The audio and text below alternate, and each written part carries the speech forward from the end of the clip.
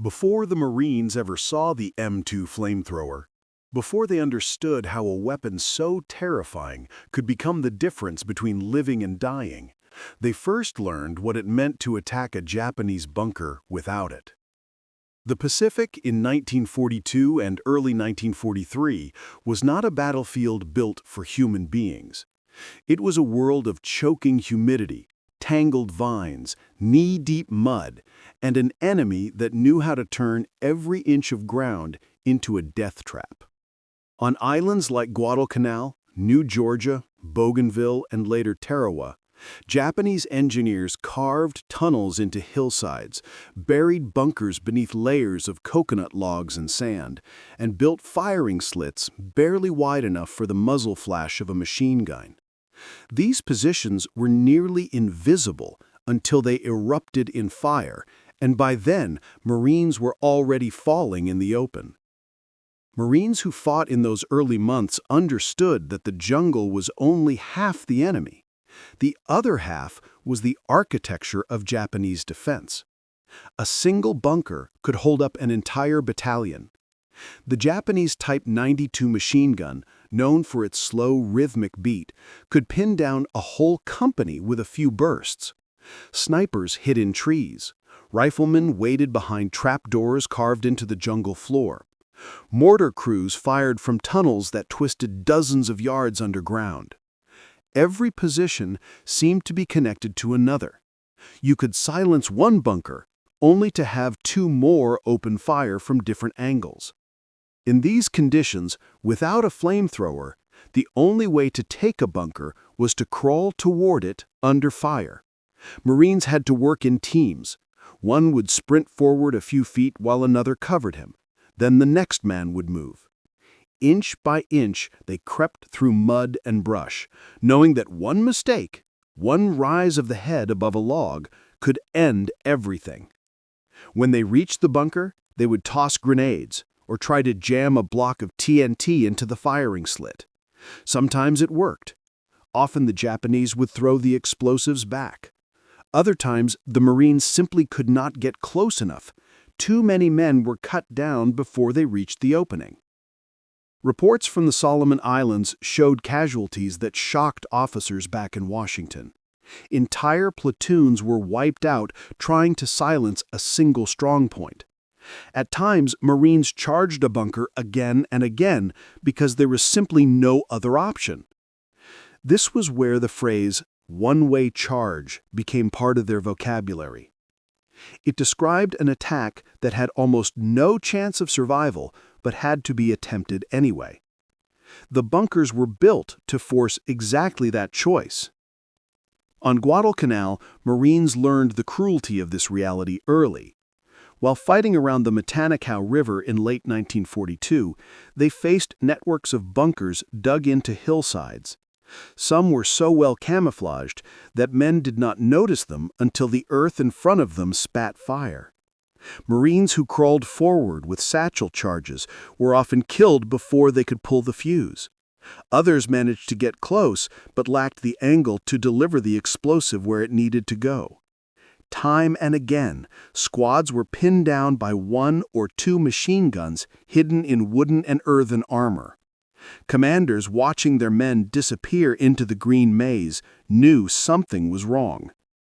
They were fighting an enemy that the standard infantry weapons of the time could not root out. New Georgia only made the lesson harsher. The Japanese defense relied on interlocking fields of fire, carefully prepared kill zones, and bunkers carved into limestone ridges. The jungle floor felt like a trap designed to funnel attackers directly into hidden weapons. Marines attacked through narrow paths because the vegetation was too thick to maneuver elsewhere. They crawled across muddy ravines. They climbed ridges lined with pointed stakes. The Japanese had dozens of positions that simply could not be reached without losing more men than the terrain was worth. Infantry commanders began writing in their reports that they needed a weapon capable of flushing the enemy from enclosed positions without sacrificing entire rifle squads. On Tarawa in late 1943 provided the most brutal proof of all. The atoll was small, flat, and nearly barren of jungle, yet its Japanese defenses were some of the most lethal the Marines had ever seen. Concrete bunkers covered the beaches. Coconut log pillboxes lined the interior. Rifle pits, connected by tunnels, waited behind the seawall. When the Marines landed, the machine guns opened up almost immediately. Men were cut down waist-deep in water before they reached the shore. Those who crawled to the seawall found themselves pinned from multiple sides. Some Marines crawled forward with satchel charges strapped to their chests, trying to get close enough to place them at the base of the bunker. Many did not return. One Marine later said that the only reason anyone survived at all was because they found bodies to hide behind. It was on Tarawa where commanders realized that continuing to assault bunkers without specialized weapons was not sustainable. They needed something that could reach inside enclosed defensive positions, something that could force a hidden enemy to abandon their fortifications or face the consequences. Rifles were useless. Grenades often bounced off logs. Satchel charges required suicidal bravery. The enemy refused to surrender. They fought into the last man, the last corner of the last bunker. This was not a war where the enemy broke and ran. This was a war where the only way to clear a fortification was to remove the will of the men inside to keep fighting. The Marines did not want to lose men in endless charges. They did not want to sacrifice entire squads. They wanted a way to bring the fight to the defenders without losing half their number in the attempt. Before the arrival of the M2 flamethrower, Marines often found themselves staring at bunker openings, knowing exactly what they had to do and knowing exactly what the cost would be. They could hear Japanese voices echoing from inside, could see dark slits in coconut log walls, could feel the air vibrate with the thump of machine gun fire. They knew that the next few seconds might define whether they lived or became another body on the field, and they charged anyway because there was no alternative. Part 1 ends in that moment before the change, with Marines standing at the edge of an island they barely knew, facing defenses they could not overcome, realizing that unless something new arrived soon, every advance would continue to be paid for with the lives of the men in the front ranks. The Pacific had become a graveyard of courage. What the Marines needed now was a weapon that could turn courage into survival rather than sacrifice. They had no idea that such a weapon was already being prepared for them. By early 1943, the United States Marine Corps faced a truth that no commander wanted to acknowledge. The rifles, grenades, and satchel charges carried by infantrymen were not enough to break the Japanese defensive systems that dominated the jungle islands of the Pacific. The enemy had mastered the art of disappearing into earth and timber. They built fortifications that refused to fall even under artillery bombardment. If the Marines were to survive the coming campaigns in the Gilberts, the Marshalls, the Marianas, and eventually the Volcano Islands, they needed a weapon capable of reaching inside spaces where standard infantry tools could not go. They needed a weapon that could force a decision upon the defenders without exposing American troops to the slaughter of close-quarters assaults. And in 1943, that weapon arrived. The M2 flamethrower was not elegant. It was not beloved. It was not even considered a proper infantry gun. It was a device of tanks, hoses, fuel, and raw fire, an invention that looked like it belonged more to industrial labor than to the battlefield. Yet the first time the Marines saw it demonstrated, they understood instantly that the M2 was exactly the thing they had been missing. It was a tool that could make the difference between taking a bunker and losing a platoon. It was a weapon designed not for beauty or prestige, but for the brutal realities of Pacific Island warfare. The M2 consisted of two cylindrical fuel tanks strapped to a steel frame worn like a backpack. These tanks held a thickened fuel mixture that would later evolve into even more viscous formulas resembling early napalm. Between the tanks sat a pressure cylinder that propelled the burning mixture through a rubber hose to the nozzle. The nozzle, held by both hands, contained an ignition system capable of lighting the fuel as it left the barrel. With a pull of the trigger, a jet of flame shot forward in a loud, violent burst. The range varied depending on the mixture, but trained operators could hit targets 20 to 30 yards away. The flame clung to surfaces. It bent around corners. It crawled into openings too small for grenades. And it generated temperatures so intense that even fortified Japanese positions could not withstand it. The weapon was terrifying for the men who carried it. An operator strapped nearly 70 pounds to his back. 40 pounds were fuel. The rest were the tanks, the frame, and the ignition system. The men chosen to carry the M2 were not volunteers most of the time. They were assigned based on build, steadiness of hand, and the ability to remain calm in the worst possible circumstances. Everyone who saw the flamethrower operators knew their job was the most dangerous in the platoon. If a flamethrower man fell, the weapon on his back became a target that the enemy desperately wanted to hit. Japanese soldiers were trained to prioritize flamethrower operators. They knew the danger this weapon posed. They aimed for the tanks first.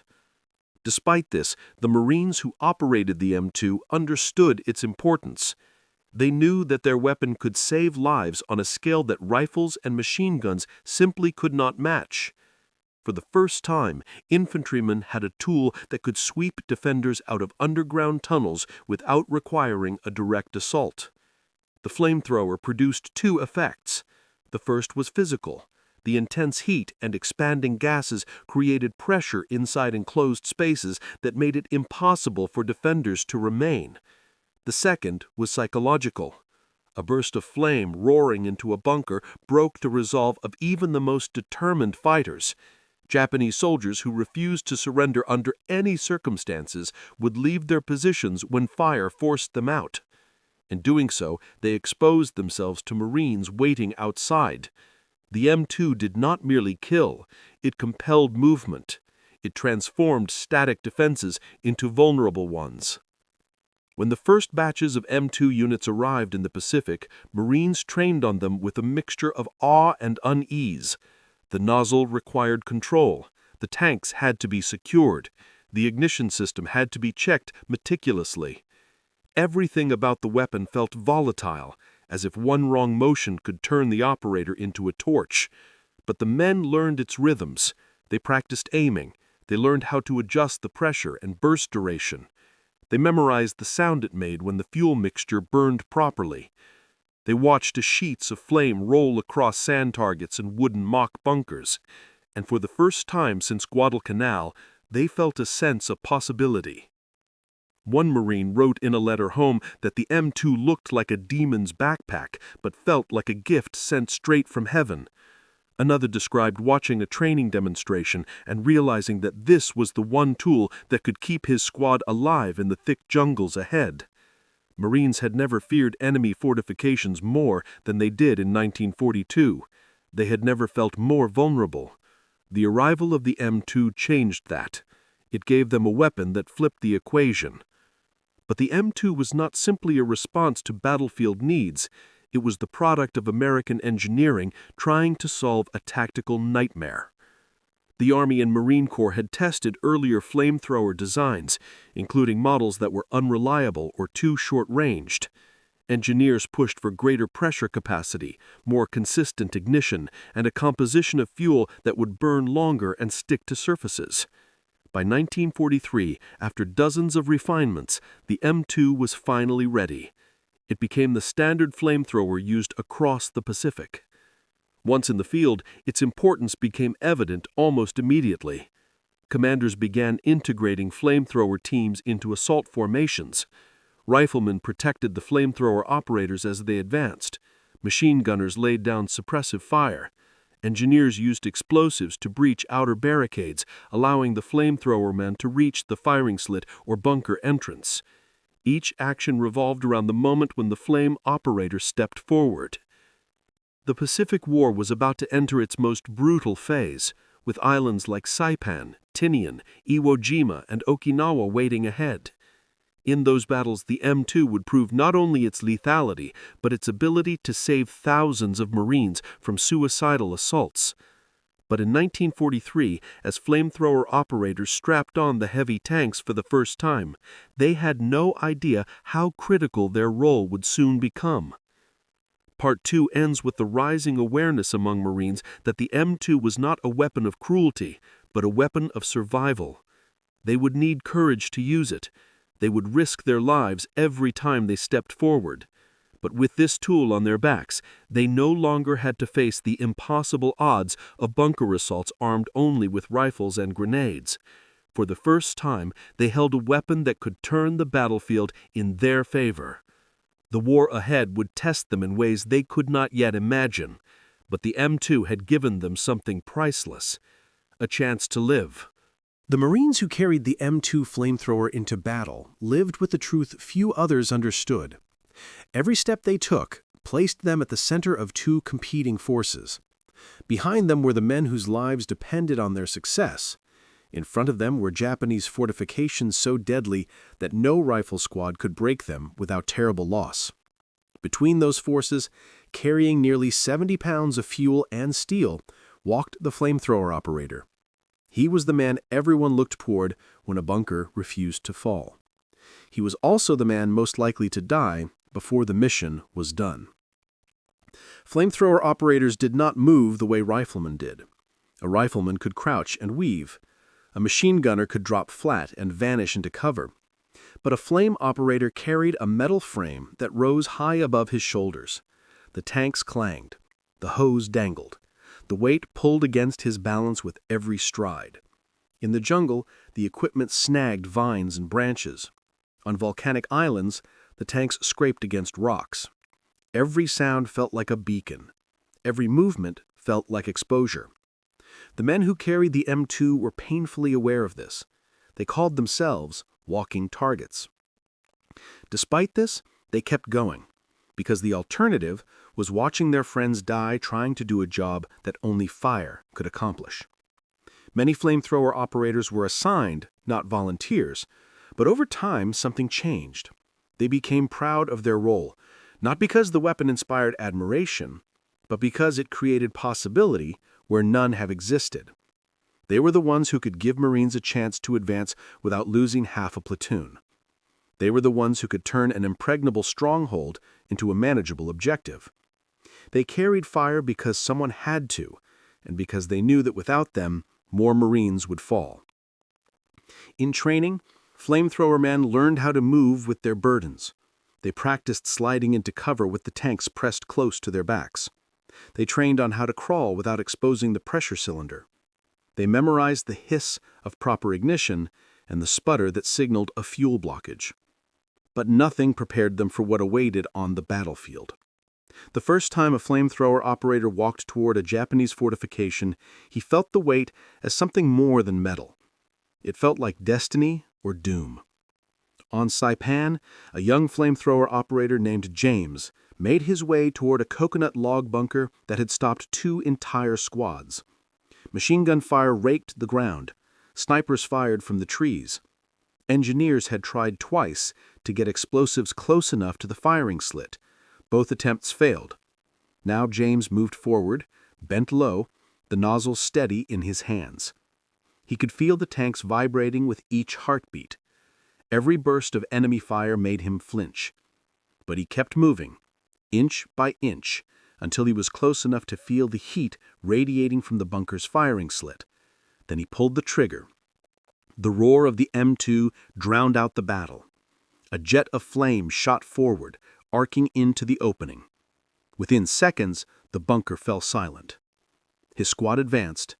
James collapsed in the sand, exhausted but alive. The men behind him told him later that his attack had saved a dozen lives. He never forgot that. On Tinian, flamethrower operators fought across fields of cane flowers taller than their heads. They could not see the bunkers until they were almost touching them. Japanese soldiers waited silently inside, holding their fire until the flame operator was close enough to kill with a single burst. One operator wrote afterward that every mission felt like walking into a mouth waiting to swallow him. Yet he went anyway. His squad depended on him. They needed his fire to push forward. The operators also learned that the M2 imposed a psychological burden as heavy as its physical weight. When they fired into a bunker, the sound and heat were overwhelming. The jet of flame hissed and roared. The ground trembled. The fuel ignited everything it touched. Even the Marines standing behind them felt the force of the blast.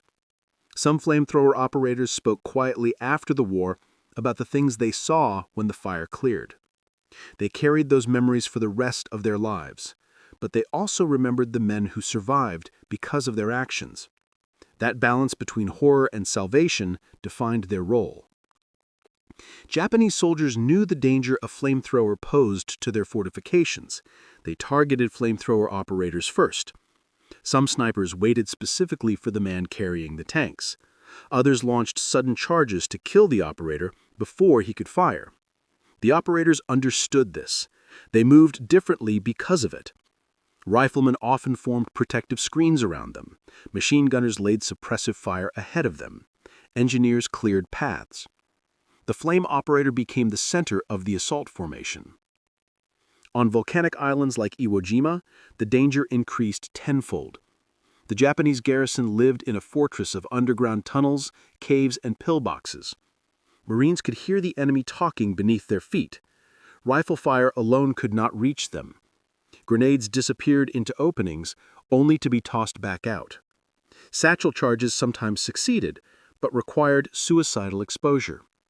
The flamethrower operators became the only effective tool for clearing these positions. They crawled across black sand under the weight of their tanks. They felt the heat of their own fuel sloshing behind them. And still they pushed on, knowing that if they reached the opening of a cave or tunnel, the M2 would give the men behind them a fighting chance. One Marine who survived Iwo Jima later said that flamethrower operators were the bravest men he ever saw. It was not that they were fearless, it was that they acted despite their fear. Their job demanded that they stand in the open while every enemy weapon on the battlefield was pointed at them. And they did it because lives depended on them.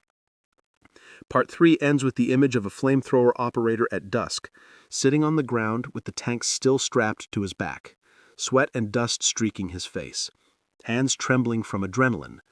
Around him, the men who his squad gather alive because he walked forward when they could not.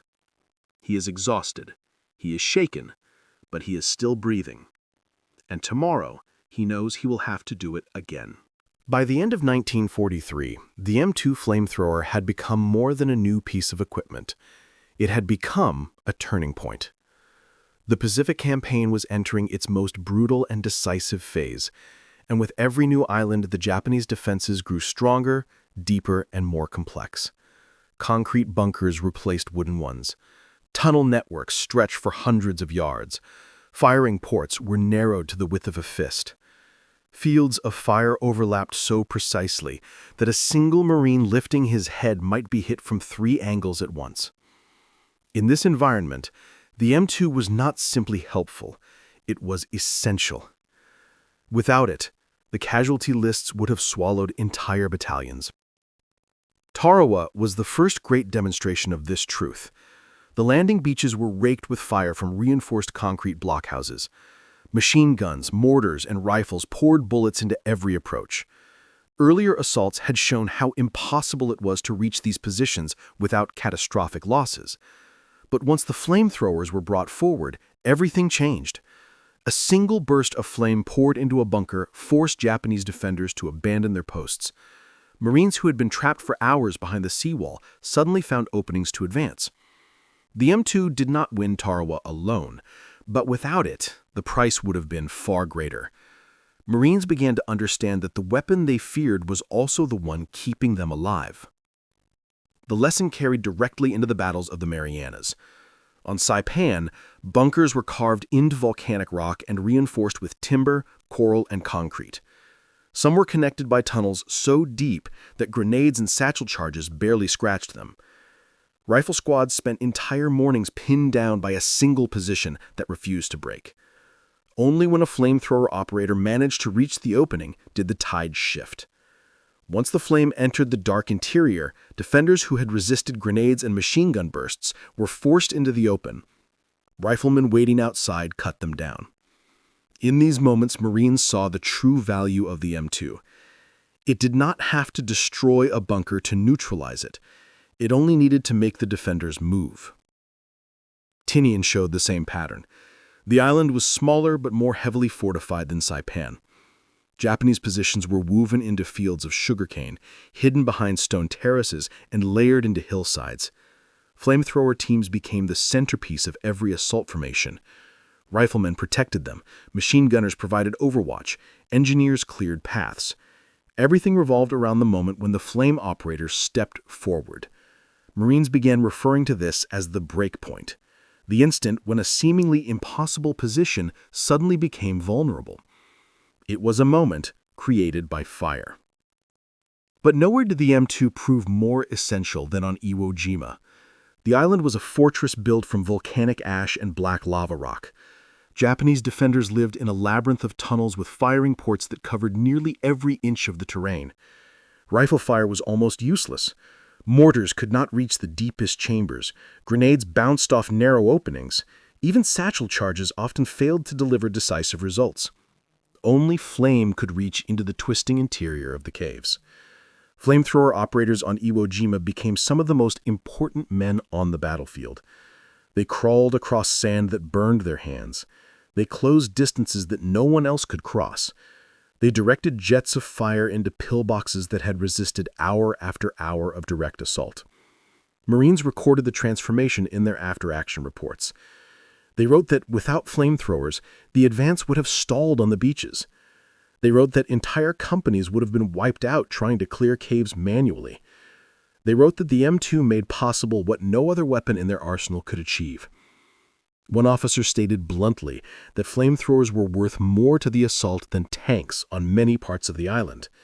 The reason was simple. Tanks could not climb the steep rock inclines. Tanks could not maneuver through the narrow defiles. Tanks often became trapped in soft sand, but flamethrower operators could go anywhere a man could crawl. Okinawa pushed this even further. The Japanese positions were not just fortified, they were layered in depth across miles of ridges and escarpments. The Shuri Line was perhaps the single strongest defensive position encountered in the entire Pacific War. The Japanese fired from caves so deep that sound itself seemed to vanish inside them. The M2 became crucial in demolishing these underground strongholds. Marines noted that flame often traveled around corners, into cracks, and down shafts that light could not even penetrate. It reached defenders who believed themselves untouchable. And with every use came the same recognition. If the flamethrower had not been available, men would have been ordered to assault those positions directly. Hundreds would have died clearing each ridge. Thousands would have fallen clearing the entire island. The M2 was not simply a tool of destruction. It was a tool of preservation. It gave Marines a way to fight that did not involve throwing their bodies into machine gun fire or crawling up the throat of a cave with a block of TNT strapped to their chest. Commanders saw this clearly. They began integrating flame units into every major offensive plan. They paired flamethrowers with demolition teams. They redesigned infantry tactics to revolve around flame-based assault sequences. They created combined arms teams specifically built to attack bunkers, caves, and pillboxes. Each sequence followed a predictable rhythm. Suppressive fire pinned the defenders, engineers blew outer barriers, the flame operator advanced, the defenders fled, were captured, or were cut down. Then riflemen and machine gunners moved forward to secure the ground. What began as an emergency solution quickly became standard doctrine. A war that had once consumed men in endless bloody charges was now shaped by controlled bursts of flame that saved lives by preventing the need for heroic but fatal assaults. Marines across the Pacific began speaking about the M2, not with affection, but with respect. They acknowledged that it was dangerous for the operator. They acknowledged that it produced scenes no man easily forgot. But they also understood that without it, far fewer Marines would have survived the war. Part 4 ends with the image of a bunker complex falling silent under the roar of the M2. Not because the defenders had been annihilated, but because they could no longer stay where they were. For the first time in the Pacific War, the Marines possessed a weapon that could force movement, break stalemates, and tear apart the strongest Japanese defenses without spilling the blood of entire battalions. In a world where every yard of ground had once cost lives, the M2 replaced sacrifice with strategy. It made survival possible. And soon, as the Marines would learn in the final phase of the war, it would become the most paradoxical weapon of all, one built from terror, but remembered for the lives it saved. When the war finally ended and the surviving Marines sailed home across the Pacific, many carried memories so heavy that no medal or ceremony could lighten them. Among those memories were the moments when the M2 flamethrower roared to life, turning darkness inside a bunker into blinding light, forcing an enemy that refused to surrender into movement, and giving American infantry a chance to live through battles that once seemed unwinnable. Yet long after the gunfire faded, a strange truth began to settle over the men who had fought with and alongside the M2. They realized that the weapon they feared most, the weapon that horrified even those who used it, had saved more American lives in the Pacific than any rifle, grenade, or machine gun. After the war, Marine flamethrower operators spoke quietly about the role they played. Many struggled with the memories. They had walked toward positions others backed away from. They had faced snipers who hunted them first. They had watched their nozzles pour fire into enclosed spaces, knowing exactly what it meant. But they also spoke about something else, something that few outside the battlefield understood. They spoke about the Marines who survived because the flamethrower existed. They spoke about the squads that would have been wiped out assaulting a bunker. They spoke about the men who avoided charging into narrow cave openings because the M2 forced the defenders to flee instead. For these operators, the moral weight of the weapon was heavy, but so was the understanding that without it, far more Americans would have died. In the years immediately following the war, the Marine Corps compiled detailed evaluations of every weapon used in the Pacific. Commanders concluded that the flamethrower had been one of the most decisive infantry tools in the entire theater. They wrote that it was indispensable for clearing fortified positions. They wrote that its psychological impact on defenders shortened battles that might otherwise have lasted days. They wrote that it saved countless American lives by eliminating the need for direct assaults into well-prepared fortifications. One general stated plainly that the flamethrower, despite its fearsome appearance and controversial use, had saved more Marines than any other specialized infantry weapon during the island campaigns. Japanese officers confirmed this in their own post-war reports. They admitted that flame was the one weapon their soldiers feared more than any other. They said that caves which could survive grenades, TNT, and rifle fire could not survive the sudden blast of flame that sucked oxygen from enclosed spaces and forced defenders to abandon their posts. They spoke candidly about how their men, trained to fight to the death, were often compelled to retreat when they saw the M2 aimed toward their tunnel entrance. And they acknowledged that had the Marines lacked flamethrowers, many of their defensive networks would have required horrific numbers of casualties to overcome. The flamethrower operators, however, rarely spoke publicly about their contributions. They often felt misunderstood. Some believed that the weapon's reputation overshadowed the purpose it served. Others felt that people who had never stepped onto a Pacific battlefield could never truly understand what choices had existed in those jungles and caves. A flamethrower operator from Okinawa once said that carrying the M2 was like walking with the weight of every life behind you. He explained that he did not fire because he wanted to, but because he had to. The men behind him depended on him to give them a chance to live.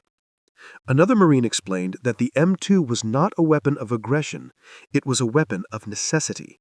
When your enemy buried himself in tunnels, covered firing slits with heavy logs, and refused to surrender no matter what happened outside, the battlefield changed. It became something no textbook had prepared them for. The flamethrower was not chosen because it was brutal. It was chosen because no other tool could break open the fortifications without sacrificing entire squads. Yet even with these truths known, the emotional contradictions remained. Flamethrower operators often described the intensity of the moments they faced, crawling forward under machine gun fire, feeling the tanks vibrate against their backs, knowing that every man behind them waited for the roar of the flame to break the deadlock. When the jet of fire ignited, the battlefield shifted in an instant. Darkness became light. Silence inside bunkers became chaos. And for the Marines in the open, the moment became a chance to push forward alive. As veterans aged, many spoke to historians and interviewers with quiet honesty about their role. They said that while the flamethrower terrified them, they respected what it accomplished. They said that it broke Japanese defenses that could not be broken by any other means. They said that it kept them from losing friends in hopeless charges. And they said that although the weapon was feared, its purpose had been to end battles faster with fewer American dead. Historians studying casualty reports from the Pacific later recognized a clear pattern. Whenever flamethrowers were used effectively, casualty numbers among American infantry dropped sharply. Positions that had cost dozens of lives on Guadalcanal now fell with minimal losses on Saipan, Tinian, Iwo Jima, and Okinawa. The M2 changed the rhythm of the war.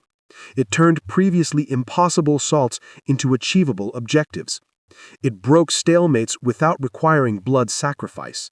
It forced defenders into the open, where standard infantry weapons could be used to finish the fight. Part 5 closes with a scene familiar to many Marines who survived the war. On a quiet morning after a hard fight, a flamethrower operator sits on the edge of a captured ridge. The sun rises across a battlefield that had once looked impossible to take. His tanks lie empty behind him. His hands are burned and shaking. His squad gathers around him. They laugh. They slap his shoulder. They tell him that he saved their lives. And in that moment, he understands the truth he will carry for the rest of his life. The weapon he feared, the weapon everyone feared, had given them a future. It had turned certain death into survival. And though he would never call it anything but terrifying, he knew one thing with absolute certainty. The M2 flamethrower, more than any other weapon in the Pacific, saved thousands of American Marines from dying in battles that offered no mercy.